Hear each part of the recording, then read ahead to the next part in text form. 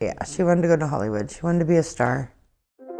17-year-old Nikki Kuhnhausen was magnetic, full of personality. She loved making videos on TikTok and wanted to be a makeup artist to the stars one day. She wanted to graduate from high school. She wanted to do a lot of stuff. She had plans and dreams.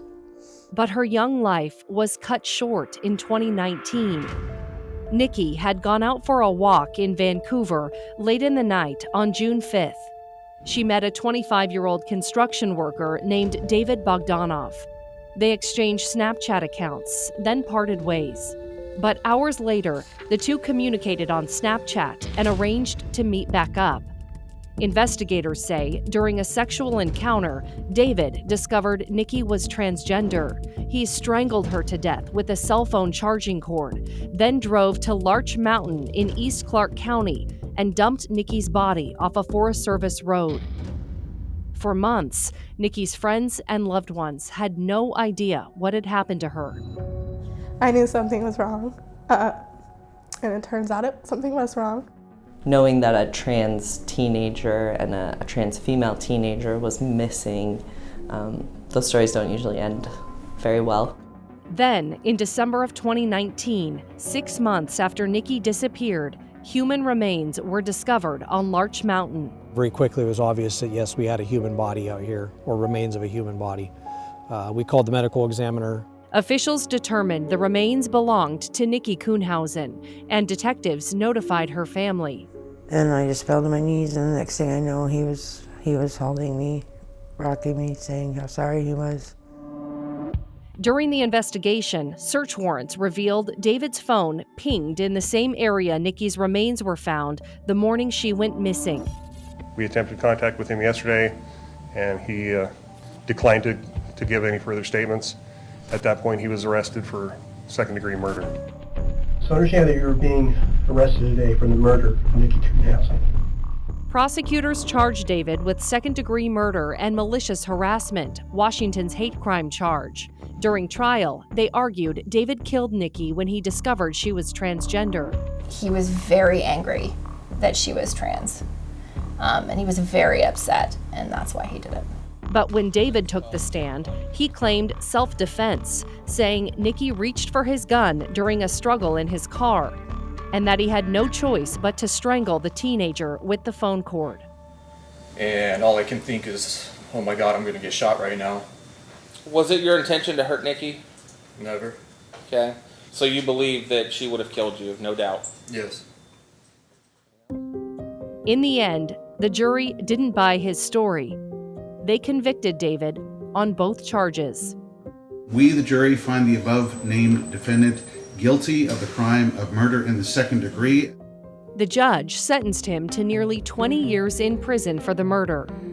Justice for Nikki's family, but not enough to make up for their loss. She was full of life, and that was taken from us.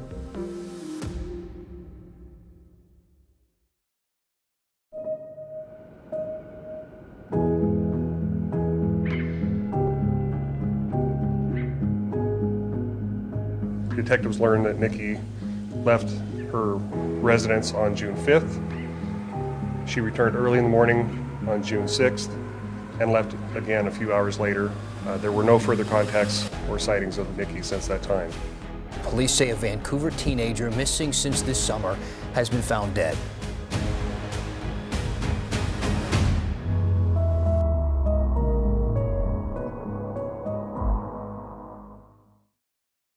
Ashley, how did you decide to cover this case? So there were a couple reasons, and the first one, the main one, is we really wanted to learn who Nikki was.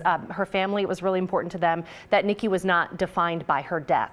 And so part of our reporting is learning about her early years. She was only 17 when she was killed, but Nikki had a really full life and had a big impact on a lot of people. So you'll learn about who Nikki was. The other reason is, in this sort of a platform, this media podcast, we really get to go in deep, in detail, into the investigation. investigation. And so you will hear portions of 2 different police interviews the suspect gave. One of them was before his arrest. It was nearly an hour long. And so you really get to listen in on what he claimed his initial story was.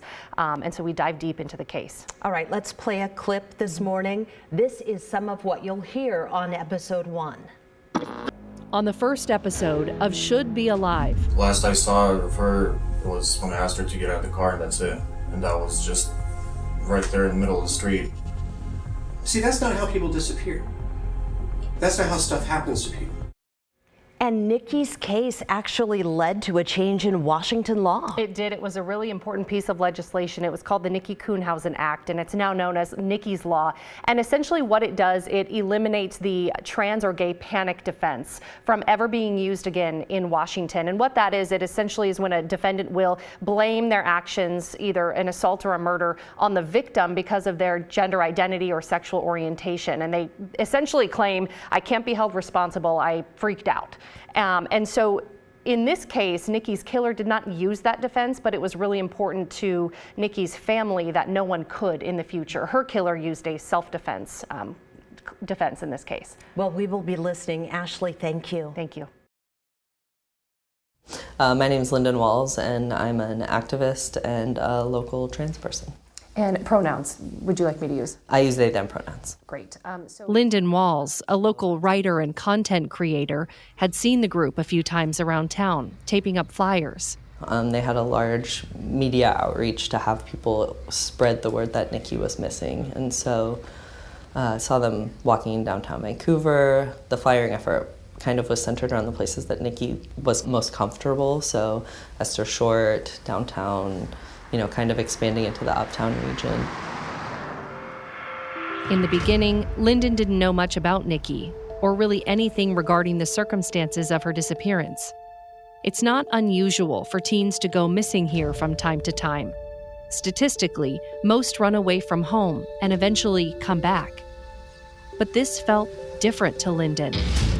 The people trying to spearhead this grassroots search effort seemed to have a sense of urgency, and they were effective with their messaging. After seeing the posters around town, it didn't take long for Lyndon to see social media posts about Nikki too. Post the same thing. One after the next. Duplicate, duplicate, duplicate. The posts, shares, and comments kept coming. An extensive amount of people who were posting about it, and so I was looking into it. Many sharing the story were LGBTQ plus people. That's because Nikki was transgender. Knowing that a trans female teenager was missing, those stories don't usually end very well. And so I was kind of keeping an eye on it from then.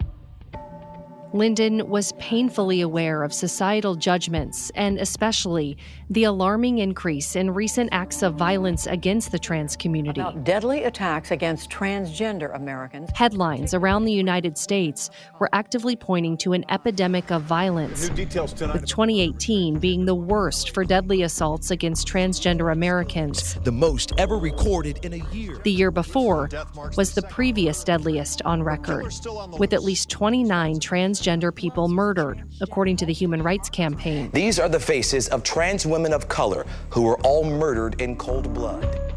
Just as Nikki Kuhnhausen's name was cycling around the internet in the Pacific Northwest in 2019, advocates in Jacksonville, Florida, feared a string of transgender murders was the work of a serial killer. A lot of the people in the LGBTQ community are on edge. You think there's a serial murderer out there? It raises a lot of concern. Concern that's only gotten worse after another transgender woman was found dead at this motel in Bay Meadows Sunday afternoon. Although no one knew yet if Nikki Kuhnhausen's gender identity played a role in her disappearance, Lyndon Walls couldn't shake that uneasy feeling that it had, and that something terrible had happened to the teenager. He believed, and so I just fed from his belief, that she was going to come back to me. Lisa prayed for that, day in and day out. Nikki was her everything. She was my heart and soul. You just had that special bond, it sounds like. Well, yeah, and I looked at it like, she's going to have struggles in her life that are a little bit more challenging than our brothers. And so I had a tender spot in my heart for her. I wanted her to know that, I always had her back no matter what. From an early age, Lisa says, it became apparent that Nikki's sex assigned at birth did not match her gender identity. Nikki knew who she was, and Lisa supported her. I was super proud of her. I mean, she always wore my high heels. Then she would go to the daycare, and her favorite time was dress-up time. She'd be the first to put on the dress-up dress. And she just liked to dress up and have a tiara, and she was beautiful. An old photograph of Nikki around age 3 or 4 shows her wearing a patriotic Olympics jersey with sparkly blue letters that read USA. Nikki is proudly wearing a tiara. As she got older, Nikki decorated her room in Hannah Montana posters. She and Lisa would spend their weekends talking about life and binging the show Vampire Diaries on the couch. Oftentimes, you could find Nikki practicing her catwalk around the house in Lisa's heels, as if she was starring in her own personal episode of America's Next Top Model. Around the age of 12, Nikki finally felt brave enough to wear a dress in public for the first time. She had this beautiful white dress, and it was the first time she went out in public, and we took selfies up against a tree. She was very confident. That must have been a proud moment for you, or was it kind of scary? Like, what was that, the emotions like of that? I was super proud of her. I mean, she knew who she was, and we accepted her, her dad and I. She knew who she was from a very early age. I wasn't afraid for her, but also I wasn't aware of the hatred for transgenders. I was not educated on that. Nikki's brother Alex, though, I'm Alex Kuhnhausen. would witness that hatred firsthand. I'm Nikki's older brother. And bottom line, you do feel he killed Nikki because she was trans. Yes. Absolutely. David claimed that Nikki attacked him and reached for his gun during a struggle, and that he had no choice but to strangle her. But a jury convicted David for the murder, and he was sentenced to nearly 20 years in prison. This court will sentence at the top end of the range. Nikki's death inspired loved ones and advocates to push for a change in state law. It should not be a legal justification for violence. They introduced legislation called the Nikki Kuhnhausen Act that bans the so-called gay or trans panic defense in Washington. What this bill does, it removes a possible defense for the kind of thing that happened to Nikki. According to the LGBTQ+ Bar Association, the panic defense is a legal strategy that asks a jury to find a victim's sexual orientation or gender identity to blame for a defendant's violent reaction, including murder. A defendant claims that it not only explains, but excuses a loss of self-control and the subsequent attack. David Bogdanov didn't use this defense. He claimed self-defense, but Nikki's family wanted to make sure no defendant could ever use the panic defense moving forward. I'm happy to sign this bill. The Washington legislature agreed, overwhelmingly passing Nikki's law, and Governor Jay Inslee signed it into law. It certainly is a statement by the legislature, and a good one, that this kind of defense is not going to be tolerated, and it's not a thing that exists here. So it's important to have it on the books.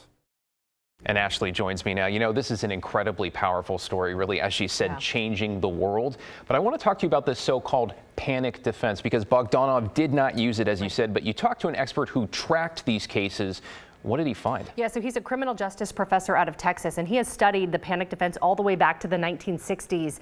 And what he wanted to learn was how that strategy impact the charges that a defendant would face, and then ultimately the sentence time that they were given. And it was pretty startling what he found with this research is that in murder trials, dating back the last 40 years, defendants had an 8% acquittal rate, defendants who use that strategy. So it does play out in courtrooms around the country historically, and you will hear a lot more from him in our podcast and learn about his research. And now they are taking that defense away, Nikki's law, and so many other states, one state at a time here. Ashley, thank you for your work on this. Thank you. We wanted to learn more about the cultural and historical significance of the panic defense and its impact on criminal cases in America. So we consulted one of the foremost experts on the topic. My name is Karsten Andreessen. I'm an associate professor, and I'm at St. Edward's University in Austin, Texas, and I'm a criminal justice professor, and I study the gay and trans panic defense. Karsten Andreessen began researching the panic defense in 2018. He studied hundreds of cases dating back to the late 1960s. But I actually have this big database where I've identified about 400 cases that happened from about 1969 forward. The panic defense can be hard to categorize because it takes different forms in trials. It can be used overtly or extremely subtly and plays into jurors' prejudices or personal biases. The strategy is typically used alongside an insanity defense or claims of self-defense. In 2013, the American Bar Association called for an end to the panic defense. As of this recording, in the spring of 2022, it's only been banned in 16 states plus the District of Columbia.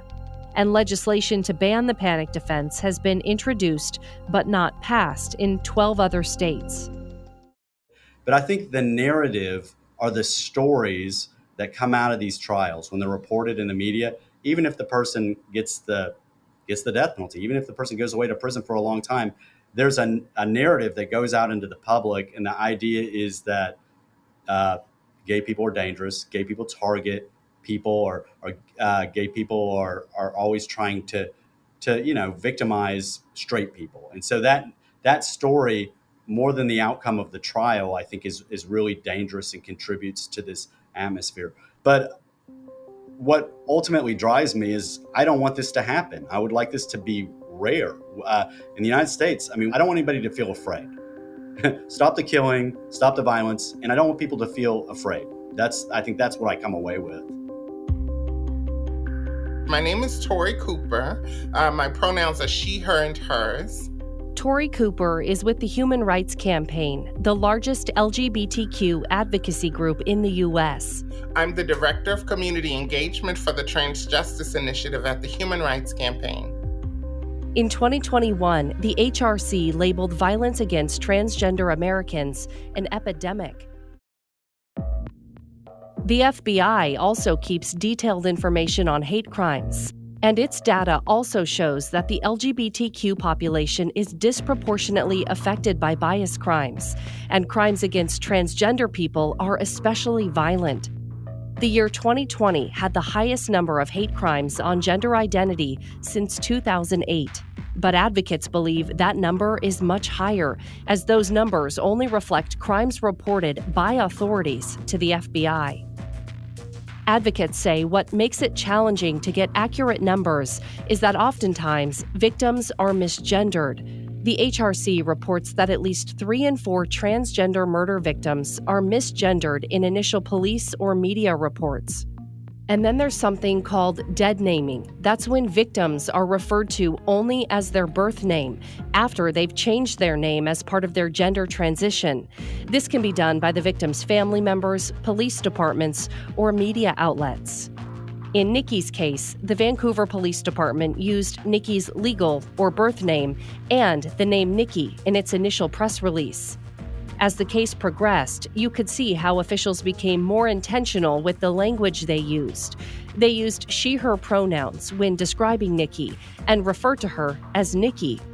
And this carried through to other avenues, like media reports and during the trial. According to Tori Cooper, that's how it should be done.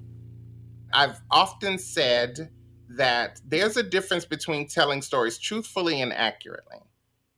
Here in the United States, it's very difficult for any trans person, but specifically for a 17-year-old person, to have their gender markers changed.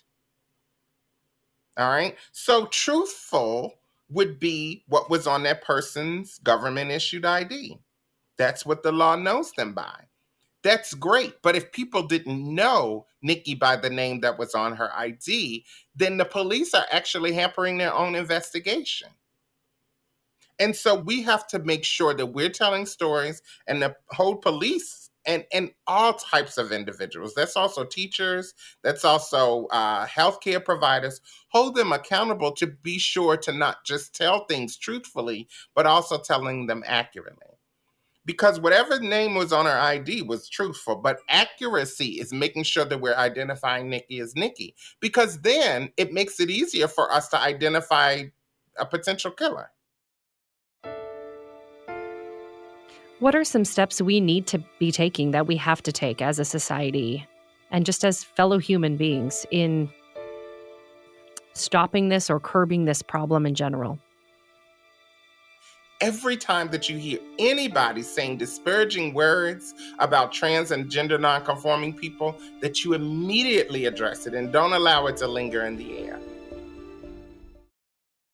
Well, sadly, Nikki's Law isn't going to stop violence against transgender individuals. As we talked about in the first segment, we saw an assault at Kalama High School. But what do you hope, Lyndon, that Nikki's Law does achieve? Yeah, I do hope that Nikki's Law achieves cultural awareness to the fact that this is a challenge that the trans community still faces, that violence against gay and trans people is still something that we are dealing with in 2022. I also hope that the queer and trans community is able to feel validated and protected, in that maybe someone will know that there would be more consequence, or that they won't be able to use that excuse and maybe stop violence before it happens.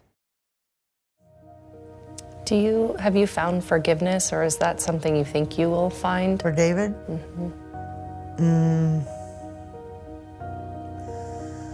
I bounce back and forth because of my heart, you know, and forgiveness isn't for him, it's for me.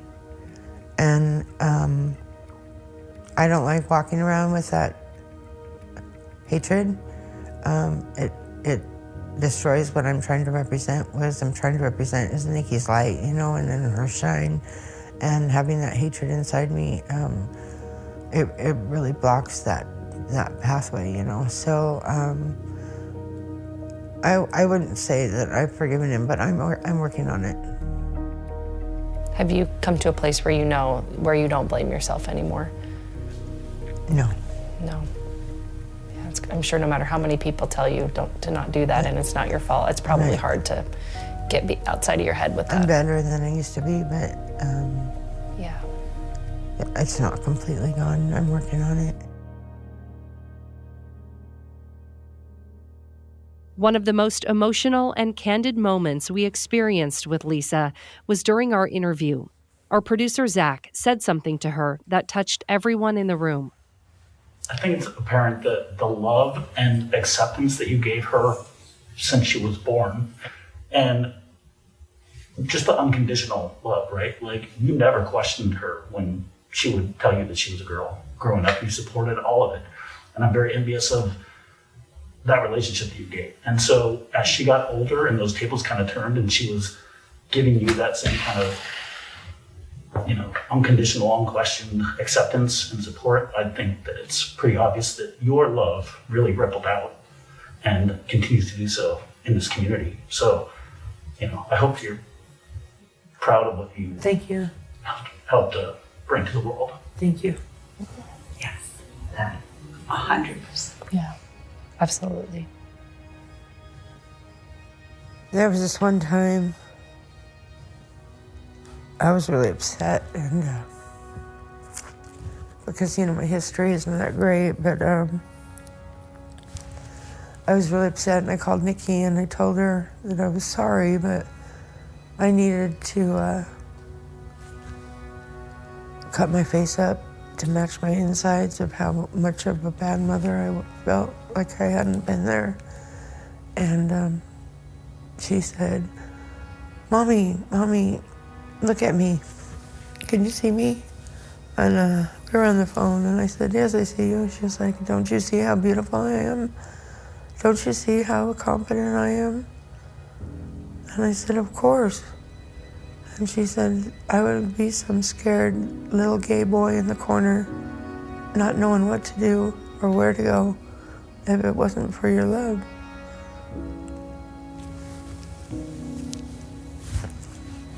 And that made me change my heart on how much I didn't love myself, you know.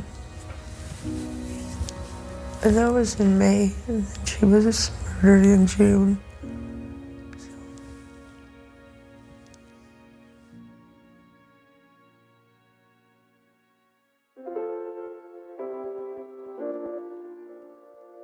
Everywhere Lisa goes, she wears a special necklace that holds some of Nikki's ashes. This is Nikki's ashes inside here. And this is my husband's wedding ring. So they're together. And you wear it every day? And Lisa also proudly dons a tattoo she got in honor of Nikki. I have a little tattoo like her. I always kiss it. Taylor Watts got one too, in the same place Nikki had the exact tattoo. Nikki had it on her arm, and she got it probably like a year or two before she passed away. Their tattoo is a semicolon. For some people, it signifies the life of someone who considered suicide and chose not to. For others, a symbol of strength and a permanent reminder that there is more to come in life. What does your tattoo symbolize? Like keep going. It's more so like keep going. You know, the story's not over. Nikki Kuhnhausen would be turning 21 years old in July of 2022. She should be here to celebrate that milestone with her friends. Nikki should have been able to experience a long life full of firsts. Her first love, her first trip to Disneyland, and her first day of work as a professional makeup artist. Nikki Kuhnhausen should be alive. But just like the message behind the semicolon tattoo, Nikki's story isn't over. Her memory and her legacy live on.